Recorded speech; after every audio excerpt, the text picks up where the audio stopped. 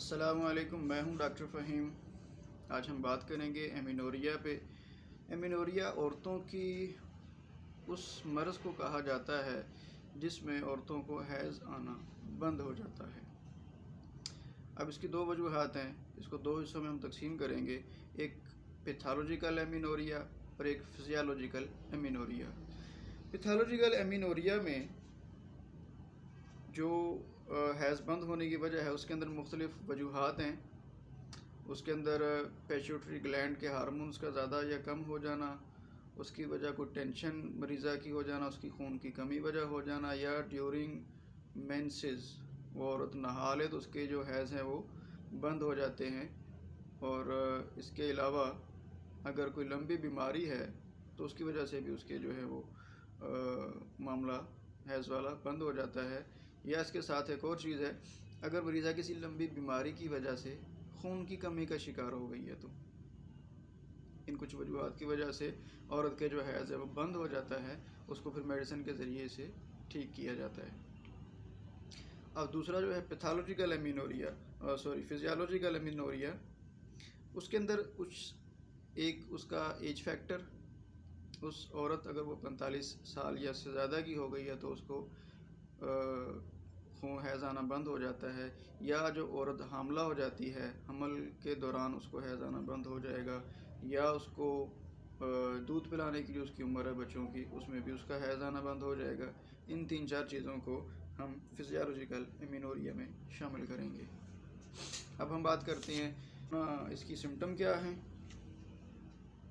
اس کی علامات میں اس کا مریضہ کا سر درد رہتا ہے، اس کی دل کی دھڑکن تیز ہو جاتی ہے، اس کو ہاتھ پاؤں اس کے سن ہونا شروع ہو جاتے ہیں یا ٹھنڈے ہونا شروع ہو جاتے ہیں، کمر درد رہتا ہے، اس کے چہرہ زردی مائل ہونا شروع ہو جاتا ہے، اور اس کے جو ہے وہ پیٹ میں نچلے حصے میں درد کی کیفیت ہو سکتی ہے۔ نیند میں خلل واقع ہو جاتا ہے۔ حیض نہ آنے سے عورتیں جو ہیں وہ موٹاپے کی طرف مائل ہو جاتی ہیں، موٹاپا آنا شروع ہو جاتا ہے ان کو۔ یہ تھی اس کی سمٹمز۔ اب ہم اس کے بارے میں بات کرتے ہیں اس کی علاج کیسے کیا جائے۔ اس کے علاج کے اندر ہومیوپیتھی کے طور پر مختلف میڈیسن ہیں۔ اب ہم اس کی جو نوعیت ہے مرض کی، ہم اس کو پکڑیں گے، اس کو جانچیں گے، اس نوعیت کے مطابق ہم اس کو ہومیوپیتھک میڈیسن دیں گے تو اللہ کے فضل و کرم سے وہ جو مریضہ ہے وہ انشاءاللہ صحت یاب ہو جائے گی۔ اگر تو خون کی کمی کی وجہ سے اس کو مسائل درپیش ہیں تو اس کے اندر ہم چائنا ہے ہماری میڈیسن، اور فیرومفاس ہے، اور بہت ساری میڈیسن ہے، سر فہرست یہ 2 ہی ہیں، اور بھی ہیں، لیکن اس مریضہ کی سمٹم کے اعتبار سے اگر اس کو پیچوٹری گلینڈ کی وجہ سے معاملہ ڈسٹرب ہے اس کا تو اس حوالے سے ہم اس کو میڈیسن دیں گے۔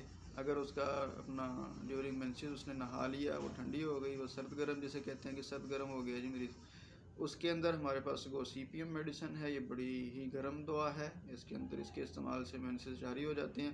اس کے اندر ایک سب سے جو عام بیماری آج کل خواتین میں، نوجوان لڑکیوں میں ہے، نوجوان لڑکیوں میں حیض آنا شروع ہی نہیں ہوتا، بالغ بھی ہو جاتی ہیں، جو بلوغت کی نشانیاں وہ ظاہر ہو جاتی ہیں، لیکن ان کے اندر حیض شروع نہیں ہوتا۔ اس کے اندر ہماری جو ٹاپ پہ میڈیسن آتی ہے وہ پلساٹیلا میڈیسن ہے۔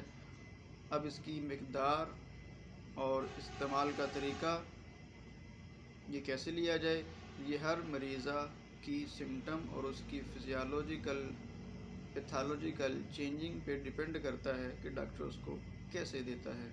اگر آپ ان میں سے کسی مرض کا شکار ہیں، کسی مسئلے کا شکار ہیں تو اپنے قریبی ہومیوپیتھک ڈاکٹر سے رجوع کریں۔